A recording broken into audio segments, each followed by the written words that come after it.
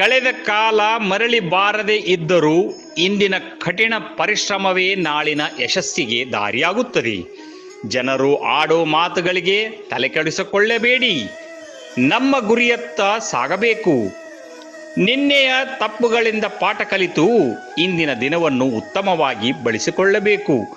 ನಾವು ಏನೇ ಮಾಡಿದರೂ ಹೀಯಾಳಿಸುವುದು ಮತ್ತು ಗಾಸಿಪ್ ಮಾಡುವುದು ಕೆಲವರ ಸ್ವಭಾವ.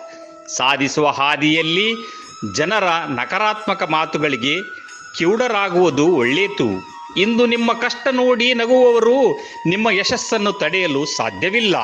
ನೀವು ಶ್ರಮಪಟ್ಟು ಒಂದು ಉನ್ನತ ಸ್ಥಾನಕ್ಕೆ ತಲುಪಿದಾಗ ಅಂದು ನಕ್ಕವರೇ ಇಂದು ಚಪ್ಪಾಳೆ ತಟ್ಟುತ್ತಾರೆ. ಯಶಸ್ಸು ವ್ಯಕ್ತಿ ಆದ ತಕ್ಷಣ ಸಮಾಜ ಗೌರವ ನೀಡಲು ಶುರು ಮಾಡುತ್ತದೆ. ನಿಮ್ಮನ್ನು ಟೀಕಿಸಿದವರು ನಿಮ್ಮ ಯಶಸ್ಸು ಅತ್ಯಂತ ದೊಡ್ಡ ಉತ್ತರವ ಆಗಿರಬೇಕು.